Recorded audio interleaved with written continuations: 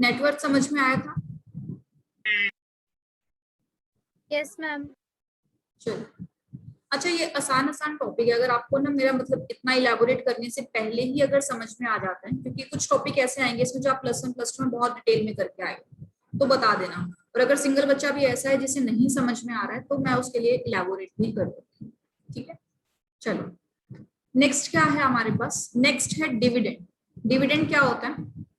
Shares को जो मिलता है एज एन इनकम, आपने इन्वेस्ट किया तो उसके क्या जाता है, तो dividend companies earning decided to pay to its shareholder in return to their investment, यानी कि आपने इन्वेस्टमेंट किया in the form of equity, बदले में आपको मिलता है डिविडेंड। तो डिविडेंड क्या है? Percentage of current share price और some specified rupee value usually decided by the board of directors of the company. तो कुछ परसेंटेज में होता है या स्पेसिफाई भी कर देंगे इस पर इतने रुपए का डिविडेंड आपको मिलेगा। तो ये डिसाइड कैसे होगा कितना डिविडेंड मिलेगा? कंपनी के बोर्ड ऑफ डायरेक्टर डिसाइड करेंगे अपनी बोर्ड मीटिंग में। तो इसका कोई ऐसा हार्ड एंड फास्ट रूल नहीं है कि इतना तो मिलना ही चाहिए, जितना कंपनी का मन है उतना देगी, नहीं मन है तो शायद ना भी दे, ठीक है। चलो जी, उसके बाद है next concept stock split. Stock split क्या होता है? अब ये स्टॉक स्प्लिट क्या है? सपोज हमारे पास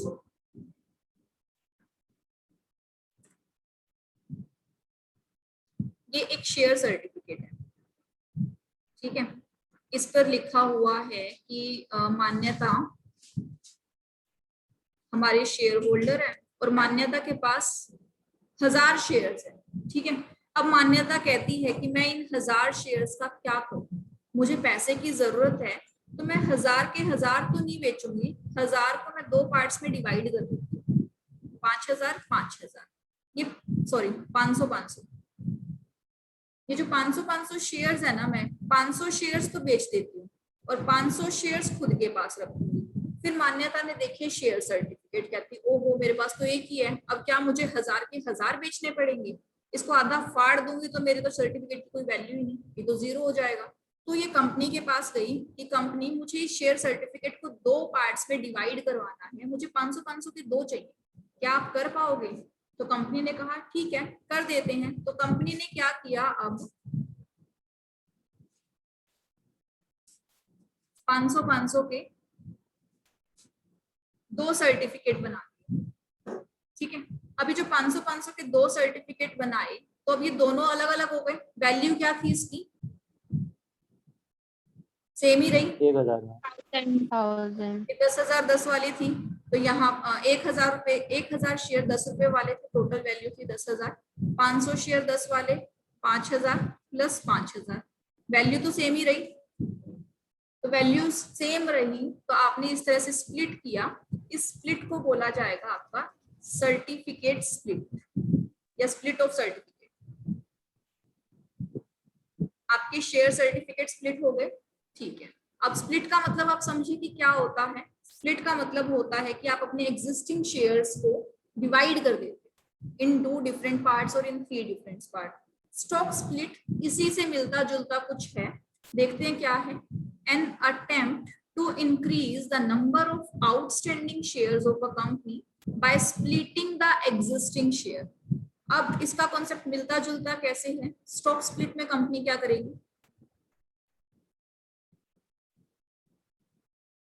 कंपनी के पास शेयर है मार्केट में से 10,000 शेयर है मार्केट में 10 रुपए वाले। अब कंपनी कह रही है कि जो 10,000 शेयर है ना, इससे मार्केट में ट्रेडिंग अच्छी हो नहीं रही, मतलब नंबर ऑफ शेयर्स ज्यादा होने चाहिए, नंबर ऑफ शेयर्स बढ़ाने हैं कंपनी को। क्या करना चाहती है ये? Want to increase number of shares. क्या करे? मैम वो वैल्यू गिरा देगी इसकी 5 रुपए करके और उसको फिर 20,000 शेयर हो जाएंगे। ऐसे करना चाहिए, ठीक है। चलो, मुझे लगा था आपका जवाब ये आएगा कि नए शेयर इशू कर दो, या तो न्यू शेयर इशू कर दो। नए शेयर भी इशू नहीं करना चाहती कंपनी, तो क्या करेगी? एग्जिस्टिंग को बांट देगी। जैसे कि 10,000 शेयर है तो इसकी वैल्यू कम कर देगी 10,000 के, अब कितने हो गए? 20,000 शेयर हो गए 5 वाले, ठीक है। टोटल वैल्यू ही 1 लाख रहनी चाहिए हमारी। तो इस तरह से आप इसको बांट सकते हैं, जितने नंबर ऑफ शेयर्स करते हैं उतने से इसको डिवाइड कर दो। ठीक है, चलिए यही होता है हमारा स्टॉक स्प्लिट। एग्जिस्टिंग वाला तो आवाज नहीं आई मैम, ये एग्जिस्टिंग वाला बता दो एक बार। ये वाला एग्जिस्टिंग शेयर्स थे हमारे 10,000। ठीक है, अब क्या कहते हैं कि एग्जिस्टिंग शेयर्स को आप डिवाइड कर दो, यानी कि एक शेयर पहले था 10 रुपए का, अब एक शेयर की वैल्यू कर दो। एक शेयर पहले आ जाता था 10 रुपए का, अब 5-5 की वैल्यू कर दो इसकी। तो अब टोटल कितने सर्टिफिकेट आ जाएंगे? 2। तो 10 एक वाला या 5-5 वाले दो बात तो बराबर ही है। तो मैम ये कंपनी करती है? हाँ, ये कंपनी करती है अपने आप। ये मान्यता ने करवाया था, इसको बोला जाएगा स्प्लिट ऑफ सर्टिफिकेट। ये कंपनी ने करवाया, इसको बोला जाएगा स्प्लिट ऑफ स्टॉक्स या फिर स्टॉक स्प्लिट। अपने एग्जिस्टिंग शेयर्स को बांट दिया जाएगा 2 अलग अलग भागों में। ठीक है, यस मैम। चलिए नेक्स्ट है हमारे पास कन्वर्टिएबल सिक्योरिटीज। अब सिक्योरिटीज क्या होती है? सिक्योरिटीज में आपके स्टॉक्स भी आते हैं, आपके बॉन्ड्स भी आते हैं, आपके डिबेंचर्स भी, यानी कि जितना भी कुछ आपकी कैपिटल मार्केट में रेगुलेट होता है वो सब क्या है? आपकी सिक्योरिटी है। सिक्योरिटीज तो हमें पता है, लेकिन कन्वर्टिएबल क्या होता है? कन्वर्टिएबल होता है जिसे हम कन्वर्ट कर सकते। ये माइक ऑफ करो बार बार, बोलो मैम। मैम जो ये स्टॉक में लोगों को बांटते हैं वो फ्री ऑफ थोड़ा कॉस्ट तेज देते हैं? सावन। फ्री ऑफ कॉस्ट देते हैं क्या मैम क्या चीज? स्टॉक स्प्लिट में? ये जो स्टॉक स्टॉक बांटते हैं स्प्लिट में कोई नया उसमें शेयर थोड़ी ना मिला आपको, मतलब कोई फ्री ऑफ कॉस्ट ही है बस? उसी को बस थोड़ा सा और घुमा दिया। ठीक है मैम। नेक्स्ट क्या है हमारे पास? कन्वर्टिएबल सिक्योरिटीज। कन्वर्टिएबल सिक्योरिटीज मतलब ऐसी सिक्योरिटी जो कन्वर्ट होने लायक हो, यानी कि मैं आज तुम्हें डिबेंचर इशू कर रही हूँ, पर 5 साल के बाद ये डिबेंचर इक्विटी में बदल दिए जाएंगे। ठीक है जी, तो the conversion usually occurs at the option of the holder, but it may occur at the option of the issuer. ठीक है, अब क्या हो गया कि कन्वर्टिएबल सिक्योरिटीज के अंदर क्या हो गया? आपने आज सिक्योरिटी दी, से डिबेंचर इशू कर दिया आपने, 5 साल के बाद ये डिबेंचर्स ऑटोमेटिकली इक्विटी में कन्वर्ट हो जाएंगे। किसी को लेना है तो लो, नहीं लेना तो मत लो। या फिर एक ऑप्शन ये दे सकता है कि 5 साल के बाद या तो इसको इक्विटी में कन्वर्ट करा लो या फिर इसको रिलीज करवा लो, मतलब मेरे डिबेंचर मुझे वापस कर देना और अपना पैसा लेकर चले जाना। तो यूजुअली कैसा होता है? On the option of holder, but कभी कभी ये at the option of issuer भी किया जा सकता है। क्लियर है? इसको थोड़ा एक्सप्लेन करो। क्लियर है मैम। क्लियर है? कर दो मैम एक्सप्लेन। सिक्योरिटी में ऑप्शन बोला, इसका यही मतलब है? आवाज नहीं आई है मानसी। मैम जो ये नॉर्मल सिक्योरिटी वाला पॉइंट है, इसमें लाइन लिखी है option which an individual hold, इसका मतलब यही है कि इंडिविजुअल के पास ऑप्शन होता है? कहाँ पर है सिक्योरिटीज? मैम बुक में है। बुक में है ना, तो अभी एक बार आप बुक को छोड़ दो, जो मैं करवा रही हूँ वो चीजें करो। अच्छा ये वाला क्या? बट इट में ओकर at the option of the issuer, ये वाला? मैम इसमें सिक्योरिटी में अलग तरह दे रखा है, बाद में बता देना एक बार। बता देना जो इसमें स्लाइड में है उसके साथ चलो अभी, क्योंकि बुक्स में ऐसा भी हो सकता है कि कोई चीज मैंने अभी तक इसमें इंक्लूड ही ना की हो। ऑप्शंस के साथ साथ चलेंगे, काफी वाइड है ये टॉपिक आपका और काफी कुछ अलग अलग चीजें हैं इसमें। क्या बोलता है ये? हमारा जो ये मान लो डिबेंचर इशू कर दिए, ये डिबेंचर सर्टिफिकेट मैंने इशू कर दिए, किसने इशू किए हैं? इशूअर ने। किसको किए हैं? होल्डर्स को या फिर पब्लिक को। पब्लिक को बाद में बोलेंगे होल्डर्स ऑफ द सिक्योरिटी। अब 5 साल बीत चुके हैं, बट आफ्टर 5 years होल्डर्स चाहे तो रिपेमेंट ले ले, चाहे तो कन्वर्ट करवा ले। यानी ये ऑप्शन किसके पास है? होल्डर्स के पास ऑप्शन है। कुछ कुछ केसेस में ये होल्डर इश्यूअर के पास भी रखा जा सकता है, यानी कि ये होल्डर दोनों को ऑप्शन दोनों को मिल सकता है, होल्डर को भी और इश्यूअर को भी। ठीक है? Yes ma'am. Yes ma'am. चलिए, कन्वर्टिबल सिक्योरिटीज कंप्लीट। उसके बाद चलते हैं हमारे डिबेंचर्स के पास। डिबेंचर क्या है? डिबेंचर एक तरह का लोन वाला इंस्ट्रूमेंट है। तो debenture is a kind of debt instrument that is not secured by physical assets और कोलेटरल। बाकी ये चीज गलत है, इसको कट कर देना। सिर्फ इतना याद रखो, debenture is a type of debt instrument, ठीक है। तो डिबेंचर्स डेट इंस्ट्रूमेंट होते हैं and backed by general credit worthiness and reputation of the issuer. कौन लोन ले सकता है? जिसकी औकात हो मार्केट में लोन लेने वाली। हो सकता है कोई आपको 10 रुपए ना दे आपकी शक्ल देख के, आप चले हो करोड़ों का लोन लेने। तो जब डिबेंचर लेते हो तो मार्केट में आपकी क्रेडिट वर्दीनेस होनी चाहिए। जैसे जब बैंक से लोन लेने जाते हो तो बैंक पूछता है ना, क्या इनकम है, क्या कमाते हो, क्या बिजनेस करते हो, क्यों लोन चाहिए, कितने टाइम में रिपे कर पाओगे, आपके बैंक में कितना बैलेंस रहता है, आईटीआर कितनी भरते हो। तो क्यों चेक करता है? क्रेडिट वर्दीनेस चेक करता है। लोन ले तो रहा है, चुका भी पाएगा। तो ऐसे ही डिबेंचर्स जब इशू किए जाते हैं तो कंपनी की क्रेडिट वर्दीनेस चेक की जाती है, कंपनी की रेप्यूटेशन चेक की जाती है। उसी के बाद आम जनता कंपनी पे भरोसा करती है और उसे लोन देती है। तो डिबेंचर में, अच्छा, जो लोन देता है इंसान, मान लो आपके पास एक्स्ट्रा पैसा पड़ा है, आपने किसी को लोन दे दिया, क्या आपके पास आपका ने जो लोन दिया, क्या आपने लिए वो इन्वेस्टमेंट है? उस लोन पे कुछ मिलेगा आपने को? Yes, ma'am. Yes ma'am. Yes ma'am, interest मिलेगा। Debenture is a kind of unsecured form investment. अब ये जो लाइन मैंने कटवाई है, उस लाइन का एक मतलब है। उस लाइन का मतलब क्या है? आपके जो डिबेंचर्स है ना, वैसे तो वो कई टाइप के हो सकते हैं, बट आपकी बुक में जो लाइन मैंने कटवाई है उसके बेसिस पे ये सिक्योर्ड और अनसिक्योर्ड दोनों हो सकते हैं। सिक्योर्ड मतलब जिसके लिए आपने कोलेट्रल जमा करवाई, अनसिक्योर्ड मतलब विदाउट कोलेट्रल, यानी कि जिसके पीछे कोई सिक्योरिटी पड़ी नहीं है। अगर कंपनी ने मना कर दिया तो पैसा डूब गया, और इसमें कंपनी ने मना कर दिया तो जो एसेट रखी हुई है उसी एसेट से आप बाद में और काम कर सकती हैं। आपका पैसा डूबेगा नहीं, आपका पैसा अभी बचा हुआ है। क्लियर? मैम अगर डिवेंचर को रीपे नहीं करती है कंपनी तो उनके ऊपर केस भी तो किया जा सकता है। बिल्कुल किया जा सकता है, वो केस आपका आएगा कंपनीज एक्ट 2013 इंटरमीडिएट लेवल। फिर भी मैम फिर कंपनी को पूरा रीपे तो करना ही पड़ता है आखिर में जाके। आवाज थोड़ा तेज। मैम कंपनी को आखिर में जाके डिवेंचर होल्डर को रीपे तो करना ही पड़ता है मैम। कई बार ऐसा होता है कि कंपनी के पास शायद उतना फंड्स ही नहीं है, इसीलिए रीपे नहीं करती, वरना कौन चाहेगा फालतू के कॉम्प्लिकेशंस में फंसना, अपना बिजनेस करेगी उस टाइम पर। तो जब कंपनी के पास पैसा है ही नहीं तो आपको इश्यू करके ही लेना पड़ेगा, उसके एसेट्स बेचो फिर तो, मना कर रही है तो। और कई बार ऐसा भी होता है कोई जानबूझ के मना करती है तो लातों वाले भूत हैं, नहीं मानते बातों से। चलो जी, आगे बात करते हैं डेरिवेटिव्स की। डेरिवेटिव्स क्या होते हैं?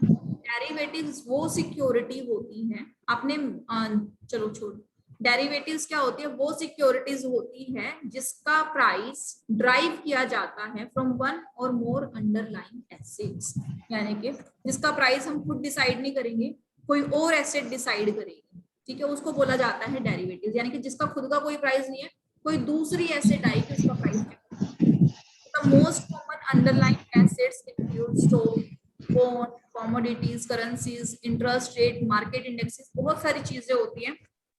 जैसे कि कॉमोडिटीज, आजकल तो आपकी कॉमोडिटीज गोल्ड हो गया, आपका डीजल हो गया, इन चीजों का भी ट्रेडिंग होने लगा है मार्केट के ऊपर, एक्सचेंज के ऊपर। तो इन लोगों का प्राइस कैसे ड्राइव होता है? आपका कॉमोडिटी के बेस पे।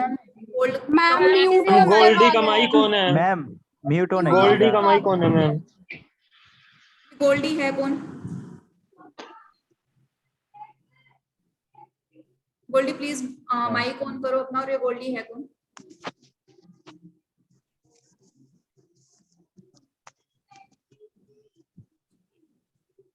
Goldy Chhabra, please share your name.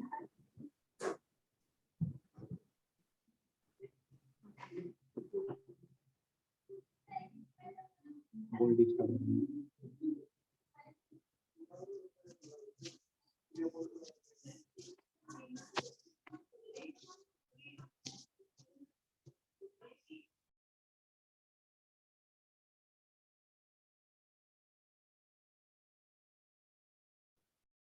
Goldy please अपना माइक हटाइए और बताइए कौन है आप।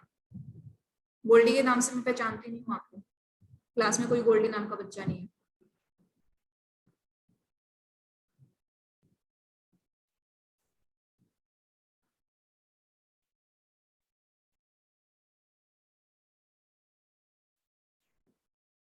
गोल्डी मैं आपको वेटिंग रूम में डाल रही हूँ, आपको अगर ज्वाइन करना है तो अपना माइक और अपना कैमरा हटा के बात करना।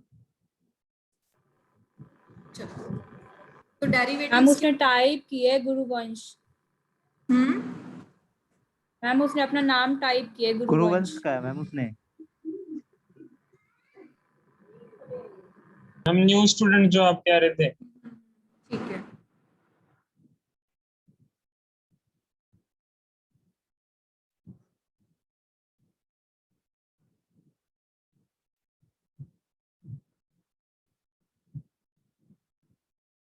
चलो हम लोग बात कर रहे थे डेरिवेटिव्स की, तो डेरिवेटिव्स बोलो। इसे एक बार फिर से कराना, एक बार शुरू से, एक बार इसे मैम एक बार फिर से बताना शुरू से। डेरिवेटिव शुरू से ही बता रही हूँ। अच्छा ये बीच बीच में ना इंटरप्ट करना बंद करो, वही हैंड रेस किया करो अगर आपको कोई क्वेश्चन है तो, बोला मत करो। चलो जी, डेरिवेटिव्स है a security whose price is derived from one or more underlying assets, यानी कि एक ऐसी सिक्योरिटी जिसका प्राइस खुद से नहीं आया, किसी दूसरी एसेट से आया है। दूसरी एसेट मान लो आपके गोल्ड बॉन्ड्स है, ऐसे बॉन्ड है जिसका प्राइस, आजकल तो बड़े फेमस एडवर्टाइजमेंट भी आती है इसकी, गोल्ड बॉन्ड्स है। तो इस बॉन्ड्स के प्राइस के नीचे कौन सी एसेट है, अंडरलाइंग एसेट?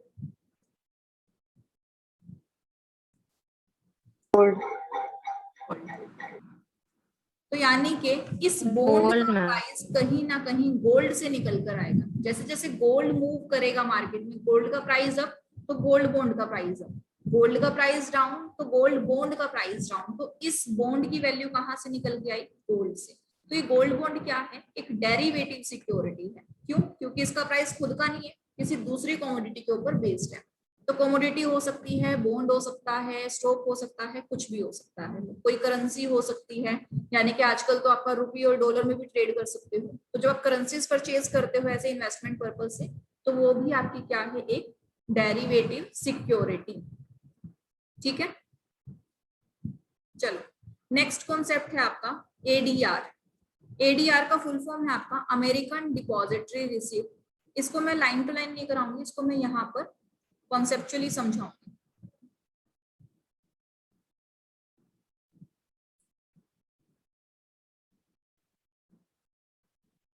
एडीआर एक कॉन्सेप्ट है, हमारे पास एक ईश्वर है कंपनी, ईश्वर कंपनी जो कि इंडिया की, यानी कि इंडियन कंपनी होगी।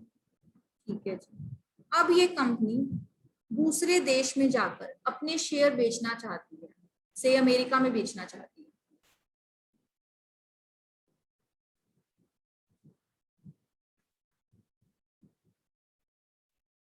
कहाँ बेचना चाहती है, अमेरिका में बेचना चाहती है। तो ईश्वर कंपनी कहाँ की है, इंडिया की।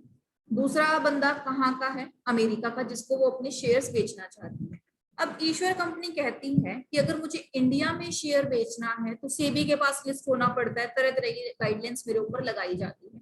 अगर मैं फॉरेन में किसी कंपनी को या फिर फॉरेन के पब्लिक को शेयर बेचूंगा, आम जनता को शेयर बेचूंगा, तो वहां के भी रूल्स रेगुलेशन मुझे फॉलो करने पड़ेंगे। तो जो अमेरिका का स्टॉक एक्सचेंज है वो भी उसके ऊपर कई सारी बंदिशें लगाएगा, बिल्कुल लगाएगा। तो ये क्या करता है, ये इन बंदिशों से बचना चाहता है, मतलब इतनी ज्यादा रेगुलेशन फॉलो नहीं करता। ये मानना, ये कहता है कि थोड़े बहुत एग्रीमेंट बनाकर या थोड़े बहुत फीस देकर अगर मेरा काम चलता है ना, तो मैं अमेरिका में शेयर बेचूंगा। तो लोगों ने सोचा ग्लोबलाइजेशन के बाद कि यार बात तो सही है, कुछ बनाना चाहिए ऐसा मैकेनिज्म जिससे ये बंदा वहां पर फ्रीली शेयर बेच पाए। तो इससे ये सामने आया कि अमेरिका का यानी कि फॉरेन का कोई एक बैंक ले लो, जिसका नाम रखो क्या, डिपॉजिटरी बैंक। ठीक है, अब ये जो अमेरिका का बैंक है ना, ये शेयर परचेज करेगा on behalf of American peoples, यानी कि इनके बिहाफ पे कौन शेयर परचेज करेगा, अमेरिकन बैंक। तो इसने शेयर परचेज की, यानी कि ये क्या हो गया, इनका डिपॉजिटरी हो गया। अब ईश्वर कंपनी क्या करेगी, अपने शेयर डिपॉजिटरी के पास जमा करवाएगी, और डिपॉजिटरी क्या करेगा, उसकी एक रिसिप्ट बनाकर इनको देगा कि भाई मेरे पास इतने शेयर आ गए और इस शेयर की रिसिप्ट मैं तुम्हें देता हूँ। तो इसको बोला गया ADR, अमेरिकन डिपॉजिटरी रिसिप्ट। क्योंकि ये ट्रांजैक्शन अमेरिका के साथ हो रही है तो अमेरिकन, डिपॉजिटरी क्या दे रहा है, रिसिप्ट दे रहा है, तो डिपॉजिटरी रिसिप्ट। ये रिसिप्ट किस चीज की है? अमेरिका वाले लोग शेयर परचेज करना तो चाहते हैं, पर क्योंकि ईश्वर कंपनी यहाँ पर लिस्टेड नहीं है तो डायरेक्टली शेयर नहीं दे सकती, तो इन तीनों ने अपने आपस में एक टाई अप किया। ईश्वर कंपनी इसको शेयर बेचेगी और ये वाला बंदा फिर अमेरिका में जाएगा। फिर एक दिक्कत सामने आई, डिपॉजिटरी बैंक भी तो अमेरिका में ही है, ये तो अमेरिका में ही है, फिर भी ट्रांजैक्शन तो आपकी क्रॉस बॉर्डर्स हो गई। फिर एक और बंदा सामने आया जिसको बोला गया कस्टोडियन। कस्टोडियन क्या करेगा? कस्टडी लेगा। इसको क्या बोला गया? कस्टोडियन। अब इस कस्टोडियन का क्या काम है? ये कस्टोडियन इंडिया का बंदा है, पहली बात तो ये। अब इंडिया वाली कंपनी इंडिया वाले कस्टोडियन को क्या देगी? शेयर्स देगी। ठीक है, ये कस्टोडियन किसका बंदा है? इस डिपॉजिटरी बैंक का बंदा है, यानी कि ये दोनों एक ही पार्टी है। अब इसने इसको शेयर्स दे दिए, ठीक है जी। कस्टोडियन के पास जैसे ही शेयर आए, इसने डिपॉजिटरी बैंक को बोला भाई शेयर आ गए, तो डिपॉजिटरी बैंक ने उसी समय क्या इश्यू कर दिया? रिसिप्ट इश्यू कर दी अमेरिकन पीपल्स को। तो जब इस तरीके से अमेरिका में इंडियन कंपनी के शेयर्स पहुंचाए गए तो उस कॉन्सेप्ट को बोला गया ADR, American depository receipt. Clear है? मैम ये बुक में तो नहीं है। बुक में है, आपका आगे पीछे है, आपकी बुक बैंकिंग टर्मिनोलॉजी में है मैम, हम्म, बैंकिंग टर्मिनोलॉजी वाले टॉपिक में है। हाँ वहां पे है। तो वहां तक जाने में ना ये डेरिवेटिव्स का कॉन्सेप्ट पीछे छूट जाता है काफी, इसीलिए साथ में लगा दिया। अब ये जो ADR है आपका, इट्स अ काइंड, फिर से किसी का माइक ऑफ है, अपना माइक साथ साथ ऑफ कर लिया करो नोट। अब ये जो ADR है इसकी वैल्यू कहाँ से आ रही है? इसकी वैल्यू आ रही है इस इंडियन कंपनी के शेयर्स में। जैसे शेयर का वैल्यू अप होगा वैसे ही इसकी रिसिप्ट की वैल्यू अप होगी, शेयर की वैल्यू डाउन होगी, इस रिसिप्ट की वैल्यू डाउन होगी, यानी कि ADR is a kind of derivative. तो इस तरह के कॉन्सेप्ट से इन्होंने क्या किया कि इनके शेयर्स भी बिक जाए मार्केट में और वहां पर इनको जाकर लिस्ट भी ना होना पड़े। तो इस कॉन्सेप्ट को बोला गया ADR, और इसका बस मकसद ये था कि इंडियन कंपनी फॉरेन मार्केट में अपने शेयर बेच सके। हाँ जी सृष्टि। मैम ये कस्टोडियन कौन होता है?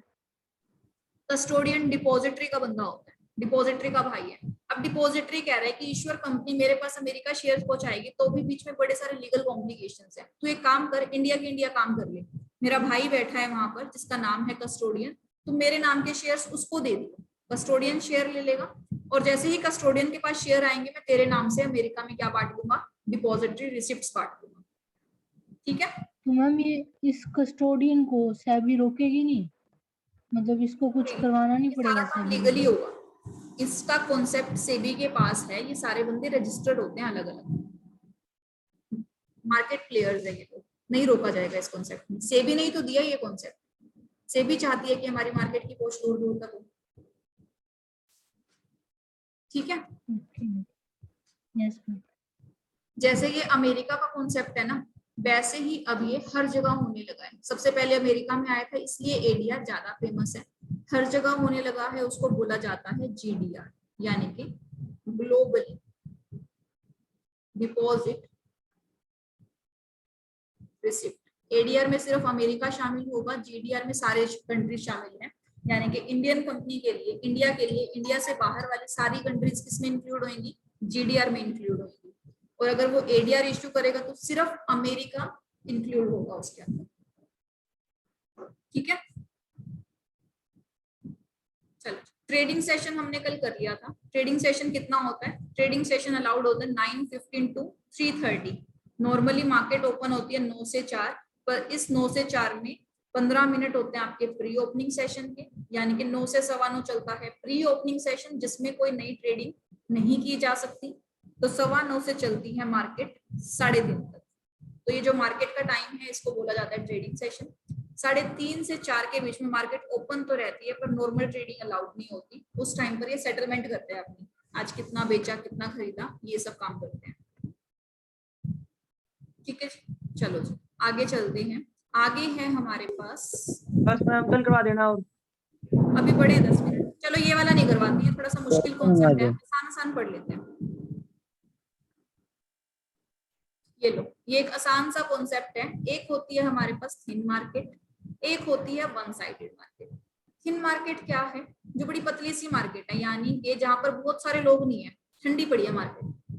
लो number of bids to buy and offers to sell, यानी कि थोड़े ही लोग होते हैं, कुछ लोग आते हैं खरीदने के लिए, कुछ ही लोग आते हैं बेचने के लिए। तो market in which comparatively low number of bids and offers to sell, since the number of transaction is very low the prices are volatile. तो प्राइसेस जो है काफी फ्लक्चुएट होते रहते हैं, क्योंकि रोज तो होते ही नहीं, मनमर्जी के प्राइस हैं।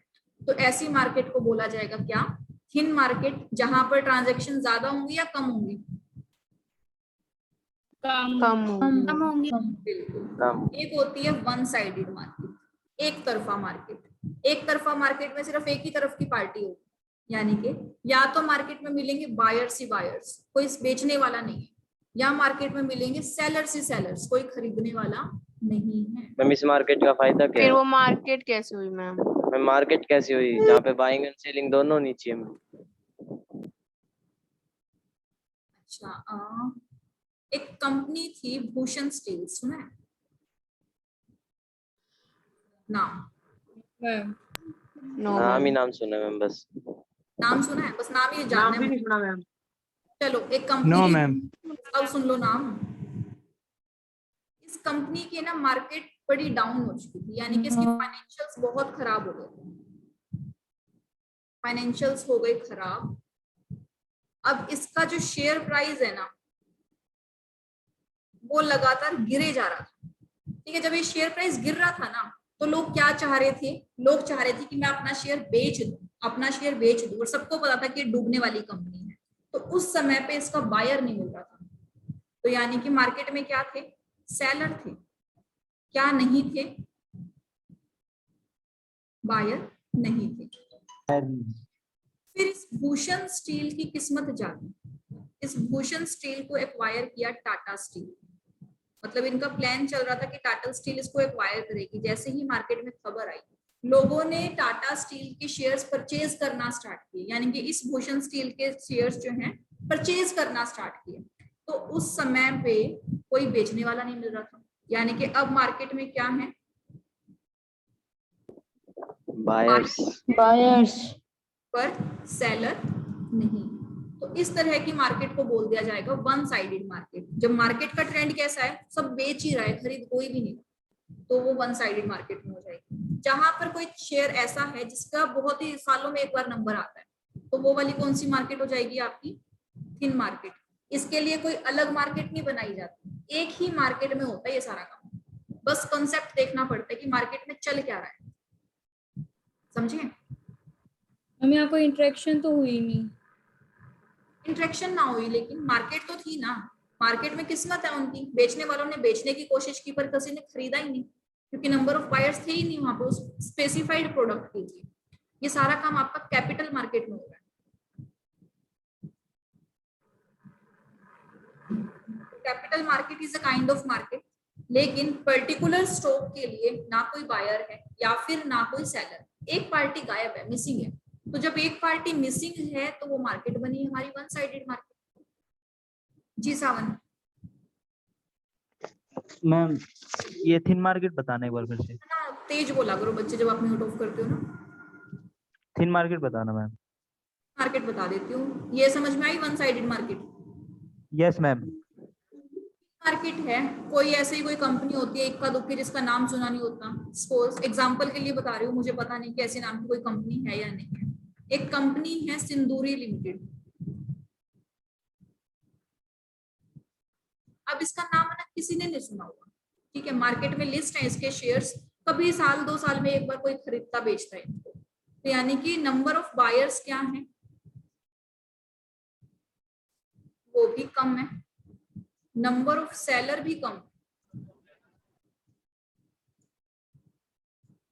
तो यानी कि जो भी ट्रांजैक्शंस हो रही हैं वो क्या होंगी? ज्यादा तो हो नहीं सकती। जब दोनों कम है तो ये भी कम होगा। जब सब चीजें कम है तो इस तरह की मार्केट को बोला जाएगा थिन मार्केट। क्लियर? मैम ये कंपनी चलती कैसे है? जी मैम। कंपनी शेयर मार्केट के दम पे नहीं चल रही, अपना नॉर्मल बिजनेस करती है। एवरेज कंपनियां होती है ना जो हमारे लोकल बिजनेस होते हैं, कई बार ये खुद को रजिस्टर तो कर लेते हैं पर उसको इतना मेंटेन नहीं करते। जो प्राइस टॉप पे चलते हैं ना वो बहुत ही कम कंपनीज होती हैं, टॉप 100 500 इतनी ही कंपनी चलती है, बाकी के प्राइस तो ऐसे ही चलते रहते हैं। ठीक है, चलो जी। उसके बाद ऐसी ऐसी चीजें करते हैं जिसपे ना आपको पढ़ना ना पड़े ज्यादा। अच्छा, स्टॉक्स पढ़े थे हमने, लिस्टेड स्टॉक्स। लिस्टेड स्टॉक्स क्या होंगे? स्टॉक्स क्या होते हैं? शेयर और जो हमारा शेयर और इन्वेंटरीज जो यस मैम ऐसे शेयर जो स्टॉक एक्सचेंज पर लिस्ट हो जाएं, यानी कि स्टॉक एक्सचेंज पर रजिस्टर करवा ले खुद को, उनको बोला जाता है listed stocks. The share of the company that are traded on the stock exchange, the company has to pay listed in the stock exchange. तो इनको लिस्टिंग फीस देनी पड़ती है, तो जब लिस्टिंग फीस देंगे तो ये बन गए लिस्टेड स्टॉक। यानी कि लिस्टेड कुछ नहीं है, स्टॉक एक्सचेंज पे जाके अपने आप को क्या करवा लिया इन्होंने, रजिस्टर करवा दिया। तो बस मैम अब फायदा क्या हुआ? मार्केट में मैम पैसे ही लगे। आपको जब तक कोई शेयर लिस्ट नहीं हो सकता तब तक कोई शेयर मार्केट में नहीं आ सकता, कैपिटल मार्केट के अंदर। तो मैम स्टॉक तो दो तरह के हुए, तो मैम हाँ खाली शेयर थोड़ी लिस्ट हुए हैं। मैम स्टॉक आपने बताया दो तरह के हुए, इन्वेंटरीज और शेयर। तो मैम शेयर लिस्ट हो गए वो तो ठीक है मैम, इन्वेंटरीज भी लिस्ट होनी जरूरी है? मैंने इन्वेंटरीज कब बताया? वो स्टॉक मैंने आपको वो बताया था। अच्छा, उस डेफिनेशन में मत जाओ भाई, स्टॉक मतलब शेयर्स अपने, सिक्योरिटीज। ओके मैम, जब भी सोच रहे थे मैम आपने बताया। सिक्योरिटीज को आपने रजिस्टर करवा लिया। जनरली इक्विटी शेयर रजिस्टर होता है हमारे, पर इसको गांठ मत मान लेना, ये जनरली आमतौर पर। ठीक है जी। और कौन सा है आसान सा कॉन्सेप्ट हमारा? IPO ma'am. आईपीओ, आईपीओ अच्छे से करेंगे। एजेंट, एजेंट सबसे आसान है। एजेंट क्या होता है? जो किसी के भी किसी के बेसिस पर्सन होता है। बिल्कुल, जो किसी के बिहाफ पे काम करे, यानी कि एक ब्रोकरेज फर्म हो गई जो क्या लेगी, कमीशन लेगी, ब्रोकरेज लेगी और अपना काम करेगी। is said to be an agent when it acts on behalf of the client in buying or purchasing of share. At no point of time the entire transaction the agent will own the shares. तो उस पूरे के पूरे transaction में कभी भी कोई भी काम एजेंट का नहीं होता। अब पार्टनरशिप में पढ़ा था हमने, सारे पार्टनर्स एक दूसरे के एजेंट होते हैं। यस मैम, एक के ma'am. काम से दूसरा लायबल होता है मैम। एक के बिहाफ पे दूसरा काम करता है। अच्छा, एक और था अंडरराइटिंग कमीशन में। अंडरराइटर एक काइंड ऑफ एजेंट ही है कंपनी का उस टाइम पे, तो जो लोगों को शेयर परचेज करवा रहा है, भाई कर ले परचेज, करना परचेज करने पड़ जाएंगे। जैसे कि कुणाल यस की मैम, वो भी है। कुणाल की बड़ी सारी शॉप है, अब ये एजेंसियां बांटता फिरता है, कहता मेरे से सामान बेचा नहीं जाता, पैसा लगा दूंगा, बहुत है पैसा। ठीक है, अब कुणाल की शॉप के पास कौन जाएगा? अजय चला गया जी। अब अजय क्या हो गया? अजय हो गया कुणाल का एजेंट कि तू माल बेच ले, पैसा बहुत है, सामान बहुत है, बस बेचने का मन नहीं करता, तो तू मेरी तरफ से क्या कर ले, माल बेच ले। तो यहाँ पर अजय हो गया कुणाल का एजेंट। क्या अजय की ओनरशिप भी आ गई बिजनेस में? नो मैम तो क्या है brokerage? At no point of time in the entire direction the agent will own the shares. Agent कभी भी मालिक नहीं बनेगा, एजेंट हमेशा एजेंट ही रहेगा। चलिए जी, नेक्स्ट इजी वाला कंसेप्ट, एप्रिसिएशन। एप्रिसिएट करना मतलब किसी चीज की वैल्यू वैल्यू वैल्यू बढ़ाना मैम। बिल्कुल, अगर किसी की वैल्यू कल 5 लाख थी और आज अगर 7 लाख हो गई है तो उसका एप्रिसिएटेड वैल्यू कितना है? 2 लाख। बड़े समझदार बच्चों। चलो, बस मैम बहुत है मैम। बहुत कहाँ है, तुमने आज करवाने कहाँ दिया ज्यादा? 20 पॉइंट करा दिए होंगे मैम, कम से कम 20। एक जो फाइनेंशियल वाला टॉपिक होता है ना, अगर ऑफलाइन क्लास चल रही होती तो 2 दिन में तुम्हारे फाइनेंशियल टर्मिनोलॉजी पूरी कंप्लीट करवा देती। बेचारे मई वाले बच्चों से पूछो उन्होंने कैसे झेला है मुझे। कितने मैम टोटल टर्मिनल देख लो कितने हैं, 2.5 पेज के हैं। मैम ये नोटबुक में नोट डाउन करनी है क्या सारी टर्मिनोलॉजी? के अंदर ऐसा कर लो तुम नोटबुक में नोट डाउन, जो यूनिक है, अलग है, थोड़ी डिफिकल्ट वाली है ना, या फिर जिसके लिए मैं थोड़ा सा एक्सप्लेनेशन ज्यादा करवाती हूँ, वो वाली तो नोटबुक में कर लेना, बाकी बुक से मैम बुक में ही साइड में मेंशन कर रखा है। तो फिर तुम अपने हिसाब से कर लो, क्योंकि इसके नोट्स बनाना ज्यादा इफेक्टिव नहीं है। इसमें बस जो मेजर वाले पॉइंट्स है ना, वही आपको ज्यादा याद रखने हैं। ठीक है? Okay ma'am. Yes ma'am. जो एक्स्ट्रा इन्फॉर्मेशन मैं देती हूँ वो आपकी एक्स्ट्रा नॉलेज के लिए होती है। अगर उसे नहीं समझ में आ रहा है तो उस चीज को छोड़ देना, मतलब उसके पीछे मत पड़ना। क्या होता है कि हमारे पास है ना हर तरह का बच्चा होता है, तो कुछ बच्चा तो उसे कैच कर लेता है और कुछ नहीं कर पाता। अगर आप नहीं कर पा रहे हो तो उसे छोड़ देना, क्योंकि आपके इंटर में आएगा जो मैंने एडिशनल इन्फॉर्मेशन दी होगी किसी भी टॉपिक के अंदर। ठीक है? परेशान मत होना उसके लिए। मतलब मैम हाँ कुमकुम, मैम जो कन्वर्टेबल सिक्योरिटीज में जो इश्यूअर होता है उसके पास भी आपने बोला राइट होता है कि वो कन्वर्ट कर सकता है, तो मैम फिर जो होल्डर होता है उसके तो ऑटोमेटिक कन्वर्ट हो जाएंगे। पहले बताया जाएगा ईश्वर द्वारा कि ये तुझे करवाने ही पड़ेंगे कन्वर्ट, और अगर ईश्वर ने ऐसा कुछ नहीं बताया तो ईश्वर फोर्स नहीं कर सकता, उसको पैसे देगा वापस। एग्जिट मोड होता है। Okay ma'am. जी मानसी, मैम एक बार ये बता दो कि जो ऑफर है वो बिड से हाई कैसे होता है? पर बिड से हाई कैसे होता है? अच्छा एक बात बताओ, मैंने बोला कि मैं ये कड़ा सेल कर रही हूँ 100 रुपए, ठीक है? क्या कोई 100 रुपए में परचेज करेगा? अब मानसी आई मेरे पास, मानसी कहते हैं मैं तो 120 में परचेज करूँ, ऐसा करोगे मानसी आप? मैम बोलियां तो ऐसी लगती हैं। एंटीक कोई बोली वो नहीं है ये, बोलियों वाली बोली नहीं है। नॉर्मल मार्केट में आओ, नॉर्मल मार्केट में जो सेलर है उसके प्राइस को बोला जाता है बिड प्राइस, और जो जो बायर है उसके प्राइस को बोला जाता है बिड प्राइस, और जो सेलर है उसके प्राइस को बोला जाता है ऑफर प्राइस। अब मैं ऑफर कर रही हूँ कि मैं ये कड़ा 100 रुपए में बेचना चाहती हूँ, क्या मानसी बोलेगी कि मैं 120 में खरीद दूंगी यार 100 रुपए छोड़? No ma'am. हो गया ऑफर प्राइस बिड प्राइस से बड़ा? मानसी तो यही बोलेगी ना 90 में खरीदूंगी, सही नहीं लग रहा, थोड़ी गड़बड़ है इसमें। खरीदेगी नहीं मैम। खरीदेगी नहीं, चलो कोई दिक्कत नहीं है।